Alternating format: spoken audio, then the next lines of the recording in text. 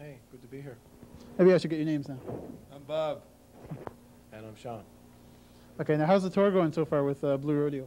Great tour. We've managed to play in a variety of different types of rooms, and it's been real beneficial to us because we get to meet some real senior players in the music business, and these people are perfect gentlemen, the nicest guys I've ever met, and certainly we've enjoyed every day of the tour and every show. It's great fun. Are you going right across Canada with the band?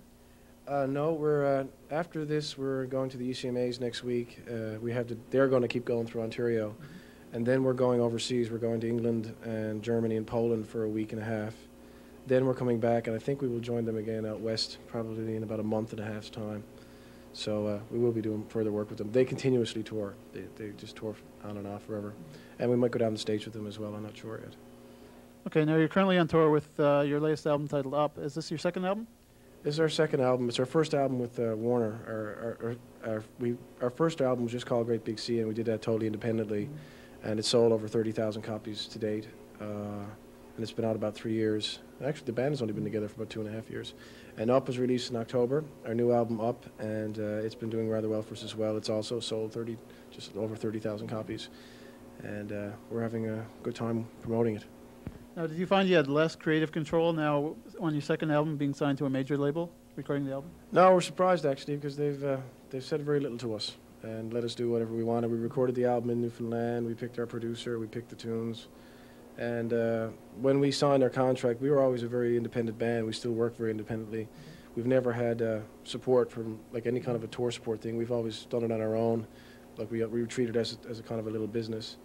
And Warner just kind of, when we kind of merged with them, they bought into an already going concern. I mean, it wasn't so they knew we were all right, so they decided to just leave us alone and not fool around with something that was obviously working fine. And great, it's been great. So now we've been able to grow with their added support and publicity and certainly financially that now we can do things that we couldn't do before, but we still get control over what we're doing. That's great, because I know a lot of bands complain about having the big guys over their shoulder saying, I like these songs, I don't like these songs, and that type of thing. Yeah, but see, if you're from Newfoundland, most guys are afraid to look over your shoulder.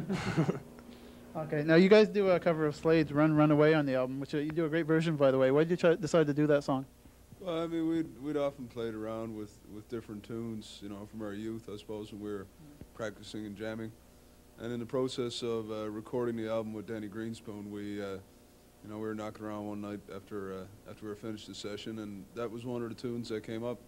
He was like, wow, that's great, I love it, you know, you do such a cool job. And we were kind of like, well, nah, you know, it's a bit cheesy. But, you know, just for a laugh, we went and recorded it, and it was brilliant, you know, so everybody got excited about it then. Now you guys chose Danny Greenspoon as your producer, who's done work, I guess, with Spirit of the West. Why did you choose him? Well, Danny was someone we felt, you know, I mean, we kind of crossed the rock and roll and folk boundary. You know, we're not a rock and roll band, but I mean, there's certainly a lot of rock and roll influences in our music. So we felt that Danny was someone who had a sympathy for that kind of music. He understood acoustic instruments, but he also understood using acoustic instruments to create a big sound. You know, he wasn't, he's not a jazz producer. You know, so we felt that Danny was someone who could work with us and bring out the best in us. Okay.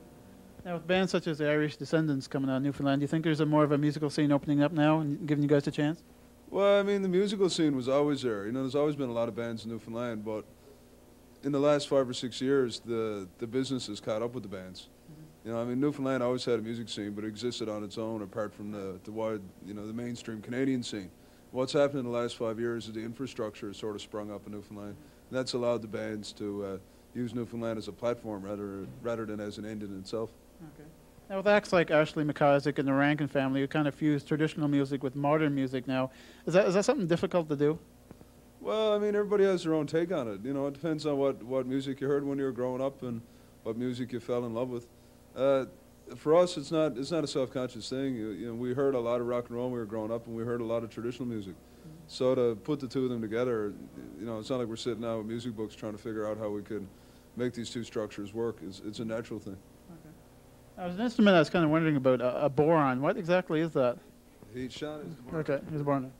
Boron is a goat skin drum, originally used in the 1100s in Celtic countries to frighten away people in battle. We don't use it to frighten people anymore. We just use it to keep the beat in the band. And I've been playing the drum for like 11 years, and I've been influenced by players like Noel Dinn from Figgy Duff. Paddy Mackey's also a guy home. And we've always used it in the show, and even before this band started, I'd been playing with it for years. I can't really explain. A lot of people ask me how I came about to get it. I don't know. It's just a weird interest. I couldn't explain how you play it. A lot of people try to figure it out. It's just a weird thing to do. And I just like to speak out on behalf of boron players everywhere that we're generally discriminated against unfairly because we're just, trying to keep the beat. That's all. Is it difficult to play? Really hard, yeah. It's really hard. It's a lot harder than fiddle. Hey, Bob. No, it's not. I don't know. I wouldn't be able to answer that question because I can play it, so I don't know. Okay. Some people find it really strange to play. Now, with the East Coast Music Awards coming up, are you guys nominated this year for anything? Yeah, we're nominated for 5 awards. The main one, the big one that we're nominated for is the People's Choice Award. So if anyone wants to phone in and vote for a Great Big C, you just phone that 1-900 number, press 3 for Great Big C, and that's why we're actually out here. We're campaigning for votes, and we promise, if we win this award, if we win this election, we promise that as a band, as Entertainer of the Year, we will not raise taxes, we will create jobs, we will build roads. Got my for everyone. Got my vote. There you go. Okay, now earlier you mentioned about touring in Europe. I guess you've been over to Britain and Ireland and Scotland before. What's the reaction now to the band over there? It's been really good. There's a very strong, for Great Big C, our demographics are widespread. Like we attract very young people and also very old people. And in England, there's another thing. There's a folk scene and a rock scene, and we kind of fit into both. So we've been well received there. Yeah. Has the album been released outside Canada? No, it probably will be released there though at the end of this year. Something record company lingo stuff. They want to make sure we're quite solidly established here before they start sending it out. We'll be overselling the record, and we'll be advancing. By the time it does get released, people will know as much about it as possible from our end. And I think we can expect that next year, as well as probably an American release at some point. So before you were selling at the shows, was it? Yeah, we'll sell them. Yeah, no problem. Did you all come from musical families? Yeah, I mean, we all grew up in families where people played a bunch of instruments, and we grew up in situations where performance was really highly valued in the family, where instead of everybody watching TV together on Saturday night, members of our families would play in different instruments and would sing songs and often just tell stories. But this whole idea of performance was really important in our families. Okay. Plus, I mean, several members of my family and Alan's and Daryl's and Sean's were also stage performers. There are people who made their living playing music. Okay. So for us to do this wasn't an unusual thing. How did you all meet? We all met going to university actually, and we've of the 50 or 60 guys we knew, I suppose, around St. John's playing traditional music, we were the 4 most ambitious. Okay. So it was only a matter of time, I think, till we got together as a band. Now, do you all have similar musical influences? Not really. I mean, we all love traditional music, but apart from that, everybody has their own. Everyone has their own instrument in the band. So, and with their instrument came their own taste in that. So, really, we try to put it all together. Okay. This is kind of a question I ask to every band I interview. But what would any advice you could give to a young band? Practice. Yeah. Well, it's like anything else. The more you play, the more to practice, you're going to be. The better you are going to be at it. There's room for people playing all styles of music in all forms. There's no lack of room for good bands in the Canadian music scene, but they have to be good bands. And if you're not good, and if you're not in practice, and if you don't have a good show, well, you're not going to get anywhere. Same advice?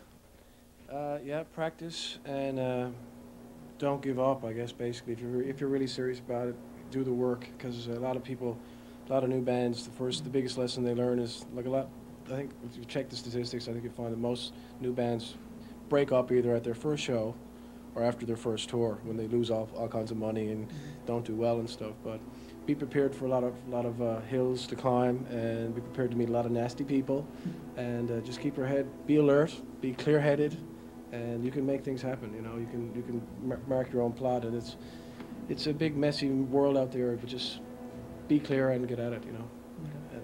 Now, is making videos, is that something you enjoy? I didn't enjoy it as much as I thought I would. It was hard work. It was, the first one we did, we shot in Newfoundland, and that was enjoyable, but it was about -10 degrees. And so we had a bit of a cold day then. The last one we did in Toronto, and that was 12 hours of very hard, grueling work. It was worse than playing. I mean, we were actually playing, I guess, for the whole thing, but it was over and over and over again. But it is hard. All standing around, is it? Yeah, now that well, we did it in different settings and different things, and shoot it this way, and shoot it from the ceiling, and shoot it from the floor, and all this kind of stuff, right? So we shot the same song about, I would say 500 times, you know, to get all these shots. Now, having seen it, like, it looks great. You know, it's called, it's for Mary Mac, the new video is, and actually will be released in the next couple of weeks. But the end result was great, but it's a lot harder work than you would think. Has much music giving you an airplay at all? Yeah, Run Run Away was basically in heavy. It was never listed in Chart Mag or anything, but it was listed. We were actually being tracked at 11 plays a week, which is about medium to heavy rotation. And I don't know what's going to happen with this one, but Much Music came down and filmed the making of our video. Okay. So I hope that means that they will actually play the video. Actually, you filmed some of you guys for a show called Clip Trip. I think it was your last European tour. Yeah, we took some Much producers over to Ireland and Scotland with us to just do a little Clip Trip special. And it was turned out really good for us. Looked great. Well, if you don't see the video, I hope you do go out and request it on Much Music. And best of luck with the tour, guys. Thank you very much. Okay. Entertainer of the Year. Vote for them. Entertainer. 3. Great Big C. Entertainer of the Year. Okay, thanks a lot, guys.